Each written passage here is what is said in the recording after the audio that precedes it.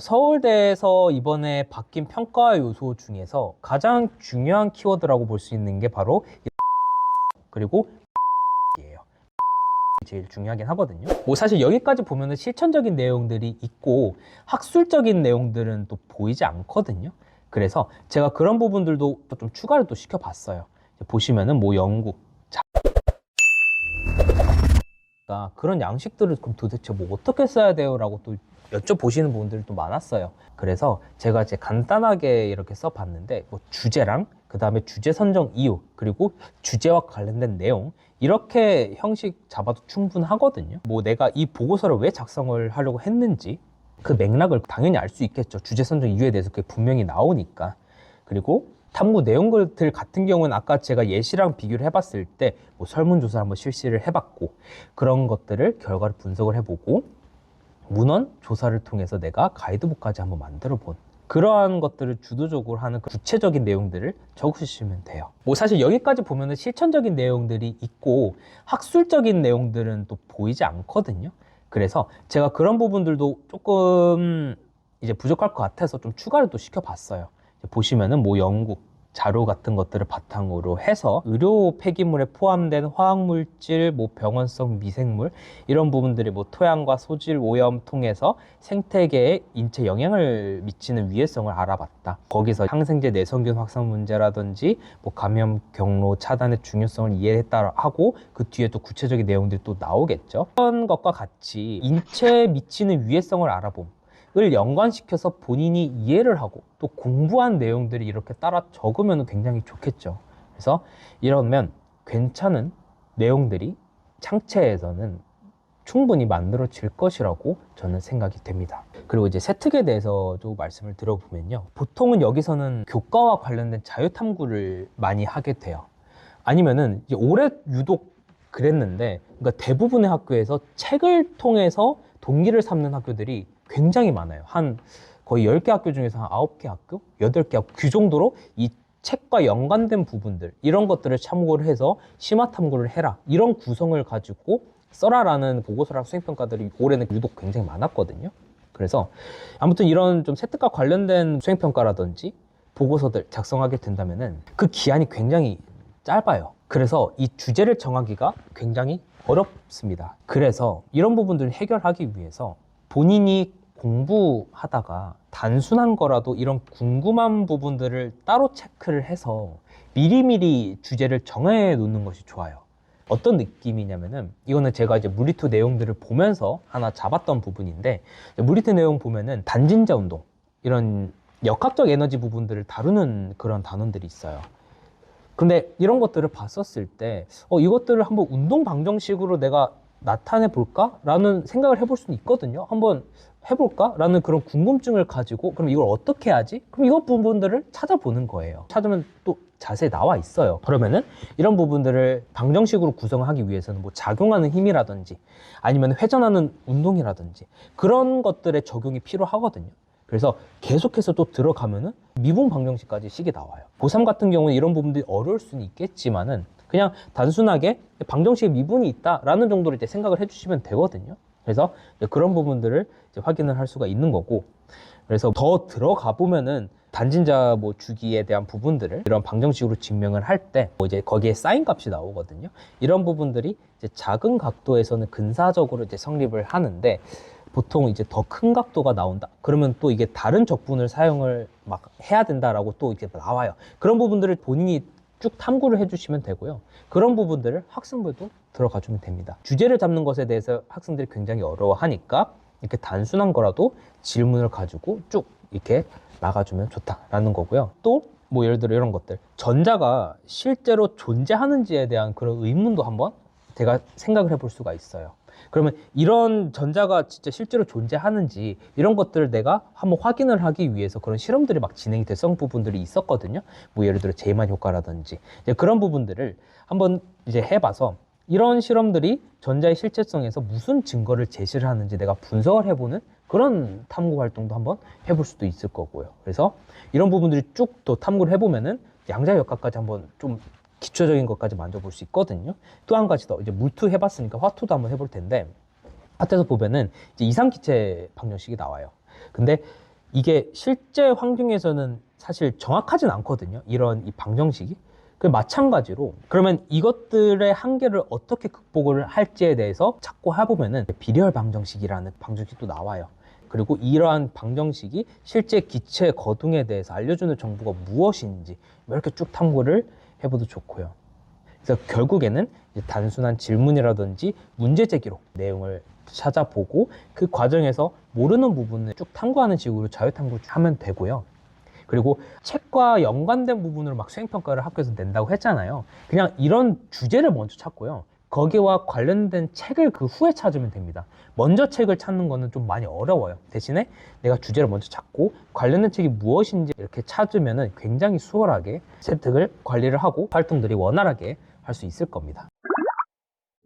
좋은 세특과 나쁜 세특도 부탁드립니다. 일단 학부모님들은 네. 선생님들께서 길게 써주시면 잘 써줬다고 생각하시더라고요. 네. 왜 그러냐면은 중하위권 학생들 보면은 엄청 짧게 쓰여진 학생들이 있어요. 아마 그걸 보고 말씀을 하셨을지 않을까라는 생각을 들었는데, 우선 학생들은 뭐 적극성을 효과적으로 보여줄 방법을 찾아야 되고, 그리고 뭐 학업 성장 가능성, 뭐 발전 가능성, 그리고 비판적 사고, 탐구력 이런 것들을 주의 깊게 한다라고 제가 앞에서 말씀을 드렸었거든요. 근데 사실 이렇게 말만 하면 또 감이 안 와요. 그래서 이것도 마찬가지로 제가 구체적인 예시를 들면서 한번 말씀을 들어볼게요. 이거는 이제 수학2 내용인데, 수학적으로 깊이 사고할 줄 알고, 그리고 꼼꼼하고 끈기 있게 학습했다. 그리고 함수의 극한, 염속, 미분, 적분 단원들을 아주 흥미롭게 학습을 했고, 또 시간이 충분히 주어진다면 끈기 있게 해결하는 모습을 보인다. 미적분을 배우고 중력과 공기 저항만을 고려하고 공중에서 떨어지는 물체의 속도를 계산할 수 있다는 사실을 배웠다. 이래서 흥미를 느꼈다. 이렇게 나오는데 보면 어때요? 좀 기본적인 내용들이 적혀 있거든요. 이것만으로 수학 교과에 대해서 적극적으로 내가 수업에 열심히 참여했다라고 볼 수는 없어요. 그러니까 이 구성을 좀 자세하게 뜯어보면요, 두 문단으로 나눠져 있는데, 이 첫 번째 문단 같은 경우에는 학교에서 선생님이 그냥 기본적으로 써주시는 그런 내용들이에요. 두 번째 문단 같은 경우에는 학생이 수행평가를 했었던 내용이거든요. 근데 이 부분을 봤을 때 학생이 본인이 생각하는 열심히 했다라고 생각하는 내용이에요. 근데 객관적인 평가를 해보아도 이거는 그냥 단순히 배웠던 내용이고 구체적인 성과가 사실 드러나진 않거든요. 그러니까 내가 어떤 방식으로 이거를 탐구를 수행을 해 나갔는지, 풀어 나갔는지가 잘 안 보여요. 그래서 이런 학생부의 경향은 마찬가지로 또 우선 일반고랑 또 자사고에 좀 많이 나타나는 특징이기도 합니다. 잘된 예시도 한번 제가 읽어볼게요. 미적분학에서 정적분의 핵심 원리와 그 기하학적 의미를 심층적으로 탐구를 했다. 곡선과 X축 사이의 면적 계산 과정에서 발생하는 이런 수학의 엄밀성에 대해서 근본적인 의문을 제기를 했죠. 그리고 리만합이라든지 미세한 부분을 분할하는 과정의 수학적 함의를 분석을 했고, 그리고 각 분할의 길이가 0으로 수렴하는 현상을 실수체 완비성 공리에 연계해서 고찰을 해봤다. 이런 식으로 쭉 탐구를 했었는데, 뒤에 내용 어려우니까 일단 내비두고, 저희가 주목해야 될 부분은 뭐냐면은 정적분에 대해서 탐구를 하면서 면적 계산이라는 이런 기본적인 문제의식에서 출발을 한 거거든요. 그래서 이것들을 리만합이라든지 아니면 극한의 개념으로 확장을 하고, 그리고 이것들을 이제 완비성 공리라든지 이런 부분들을 확장을 해나간 거거든요. 근데 어떻게 보면은 그냥 내가 암기했다 이런 게 아니라 적분이라는 이 근본 원리에 대해서 그냥 질문을 던진 거라고 보시면 돼요. 이렇게 탐구를 하는 과정에서 탐구량이 입증이 됐다고 볼 수가 있고, 그래서 의문을 제기하는 것만으로도 이렇게 학생의 적극성을 충분히 드러낸다고 생각을 하고 세특 부분을 이렇게 관리를 해주시면 또 좋다라는 말씀을 드리고 싶습니다. 현명한 학종 준비 방법 있다면 무엇일까요? 우선 저는 두 가지를 크게 한번 말씀을 들어보고 싶어요. 지금 현재 고등학생들의 스케줄을 보면은 굉장히 빡빡해요. 그 스케줄을 색칠을 해놓으면요, 살 수 있나? 이런 식의 학생들이 굉장히 많고, 어머님들의 욕심이라면 욕심일 텐데 또 학생들이 그걸 따라가주면 굉장히 좋거든요. 아무튼 간에 굉장히 빽빽한데, 또 1학년 같은 경우는 사회융합 과목들을 빼고는 대부분이 등급이 나와요. 9등급제가 아니라 5등급 제도라도 이제 등급이 나오기 때문에 이러한 이제 스트레스가 2학년, 그 3학년 지금 학생들보다 또 굉장히 증가했다고 볼 수가 있고요. 이전에는 그래서 뭐 물투라든지 화투라든지 생투라든지 이런 부분들 그냥 성적은 성취도 A만 받으면 되니까 이런 것들을 내가 학생부를 어떻게 구성할지에 대해서 포커스를 맞춰서 집중을 할 수가 있었거든요, 애들이. 근데 저희는 이게 등급이 나오다 보니까 거기도 집중을 해야 되고, 그리고 이런 것들 주제를 집중해야 되니까 두 가지 방향을 다 집중을 해야 되거든요. 그래서 힘들어요. 앞에서 좀 저런 세특 내용들을 구성을 하려면은 탐구할 시간이 필요해요. 그래서 이 탐구할 시간 같은 경우는 이 전제 조건이 있는데 뭐냐면은 본인의 학습 플래너가 필요해요. 내가 하루에 어느 정도 학습과 관련된 부분들을 할애하는지 파악을 하고, 그리고 나머지 시간에 이런 것들을 탐구를 해야 되거든요. 그렇기 때문에 이것과 관련해서 더하기 수행평가 기한을 관리하는 플래너가 꼭 필요해요. 상위권 학생들이야 이것들을 제대로 하는데, 근데 그 외 학생들 같은 경우에도 마찬가지로 지금 다 학생부와 관련된 부분들 이제 들어가는데 관리를 해야 되잖아요. 근데 기한을 자꾸 잊어버리거나 해서 전날에 하거나 아니면 밤새는 친구들이 굉장히 많아요. 근데 그렇게 되면은 당연히 이런 주제가 절대 나오지 않거든요. 그냥 일반적으로 그냥 했던 내용들 그냥 흐지부지가 돼요. 그래서 이런 부분들 플래너를 꼭 필요하고, 그리고 마지막으로는 이때까지 내가 했었던 활동들 그리고 탐구 활동들을 정리를 하는 것이 필요해요. 그래서 제가 이런 것들 예시를 한번 들어봤는데, 이거는 대학교를 졸업을 하고 나서 이제 취준에 들어갈 때 자소서를 쓸 때 이렇게 보통 하거든요. 내가 어떤 활동들을 했는지 그런 방식을 이제 채용해서 갖고 온 건데, 학업 역량, 진로 역량, 공동체 역량 이런 부분들을 이제 나누고 내가 봤었을 때 어떤 영향들을 주로 많이 했었는지를 파악을 하셔야 됩니다. 예를 들어 내가 좀 의대를 가고 싶어요. 근데 의대에서는 분명히 학업 역량도 중요하지만은 공동체 역량, 분명히 사람을 다루는 일이고 사람의 생명을 다루는 일이기 때문에 윤리적인 문제도 굉장히 다루는 걸 좋아하거든요. MMI에서도 그런 질문들이 많이 나오니까. 그래서 그런 부분들이 학생부에 담기면 굉장히 좋아요. 근데 이런 것들을 파악이 안 해놓으면은 그냥 이런 부분들을 비워둔 채로 넘어가거든요. 그래서 이런 공동체 영역을 내가 채워줬으면 좋겠다, 아니면 좋겠다, 이런 부분들을 파악하기 위해서는 이렇게 정리해나가는 것이 좋다. 이 예시 말고도 사실 이 평가 영역을 기준으로 정리해도 좋아요. 저는 그냥 1학년 때 어떤 활동을 했었는지, 탐구 내용이라든지 구성이 어땠는지 이런 부분들을 제가 썼거든요. 이거는 좀 자율적으로 하셨으면 좋겠고, 아무튼 간에 정리가 필요하다라는 거고, 귀찮더라도 꼭 한번 해보시길 권해드립니다. 아주 굉장히 유용해요. 2028 입시에서는 학생부가 더욱 중요해질 것이라고 하는데요. 좀 달라진 분위기가 있을까요? 달라지는 부분은 분명히 있어요. 이전에는 없었던 진로 역량을 서울대에서 뭐 언급을 한다든지 진로랑 관련된 부분들을 제가 예시를 통해서 조금 설명을 한번 들어볼게요. 이거는 28학년도 서울대에서 제시한 성취도 A를 주겠다고 한 평가 내용들을 제가 구성을 해본 건데요. 통합과학과 관련된 내용이거든요. 보시면 세포 내에서 일어나는 물질 대사 과정을 효소의 작용과 연결시켜서 설명을 했고, 그리고 이런 부분들을 내가 그 개념들을 이해를 했고, 학급 발표에서는 뭐 화학 반응의 다양한 사례를 조사를 해서 뭐 요리와 화학 반응이라는 주제로 발표를 했어서 발효라든지 이런 부분들 한번 파악을 하고, 그리고 빵 반죽의 발효 과정에서 효모의 역할과 화학적 변화를 직접 한번 실험도 해보고 그 결과를 발표를 해보고, 뭐 생체 내 효소 반응과 산업적 응용 사례까지 연결지어서 한번 확장도 해보고, 이런 식으로 제가 이제 구성을 해봤는데, 서울대에서 이번에 바뀐 평가 요소 중에서 가장 중요한 키워드라고 볼 수 있는 게 바로 이런 실생활과의 연관성, 그리고 문제 해결력이에요. 문제 해결력이 제일 중요하긴 하거든요. 실생활과의 연관성 측면에서 이런 요리와 화학 반응이라는 주제로 이렇게 일상과 이 학문에 자연스럽게 연결을 했는데, 이제 제가 이 평가 요소라는 거를 이제 학생부뿐만 아니라 면접에서도 이 실생활과 연관된 부분들이 문제가 실제로 또 나와요. 뭐 예를 들어 세제를 만들어야 되는데 어떠한 성분의 세제를 넣어야 이런 옷들이 잘 빨리냐, 뭐 이런 식으로의 실생과 연관된 문제도 실제로 나오거든요. 그런 부분들이 서류에도 비슷하게 나와줘야 된다라는 말입니다.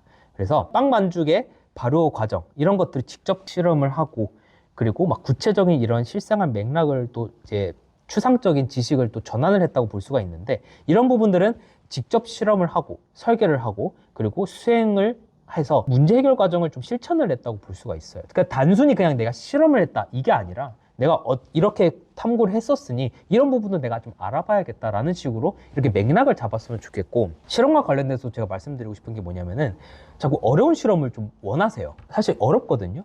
인증된 그런 허락받은 실험실도 아니고 현실적으로 어려운 실험들이 좀 불가능하니까 이런 부분에서 내가 어떻게 좀 차별성을 드러나고 싶다라는 부분이 있다 하면은 내가 이전에 했었던 그 주제를 가지고 좀 궁금해서 실험을 했다라는 맥락을 가지고 실험을 해줬으면 좋겠어요. 그래서 너무 어려운 실험에 얽매이지 말고 좀 쉽더라도 내가 했었던 주제를 가지고 연관시켜서 실험을 하고 그 실험을요 그냥 그대로 하는 게 아니라 좀 수정도 해보고 그 수정한 내용들이 이 학생부에 또 나타나면 굉장히 좋거든요. 그래서 그렇게 이제 하셨으면 좋겠습니다. 또 한 가지 더 뭐가 달라졌냐면 평가 요소에서 창의적 사고 역량이 또 추가가 됐는데 이 창의성과 관련된 부분들은 사실 대부분 학교들은 언급조차 안 했어요. 뭐 서강대라든지 이제 그런 학교들에서 이제 간간히 언급이 됐었는데 이번에 고교 학점제가 시행이 되면서 문제 해결력에 대한 부분들이 굉장히 강조됐어요.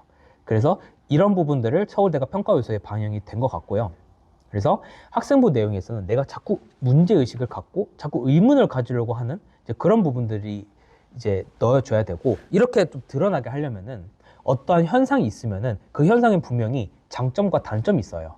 그래서 내가 그 단점에 대해서 포커스를 맞추고 이 단점을 도대체 내가 어떻게 해결해야 될지 쭉 탐구를 해 나가시면 되거든요. 그럼 자연스럽게 학생부에 기입이 될 겁니다. 제가 서울대를 말씀드린 이유는 뭐냐면은 아직 서울대만 나온 것도 있어요. 근데 이거를 뭐 어디서는 뭐 서울대화가 된다라고 하는데 지원하게 되면 아시겠지만은 서울대만 저희가 지원을 하는 게 아니고 연대랑 고대 이게 다양한 학교들이 지원을 하게 되잖아요. 서울대가 우리는 평가를 이렇게 하겠다, 평가 요소를 이렇게 지정하겠다 한다면은 대부분 연대나 고대랑 다 따라하게 됩니다.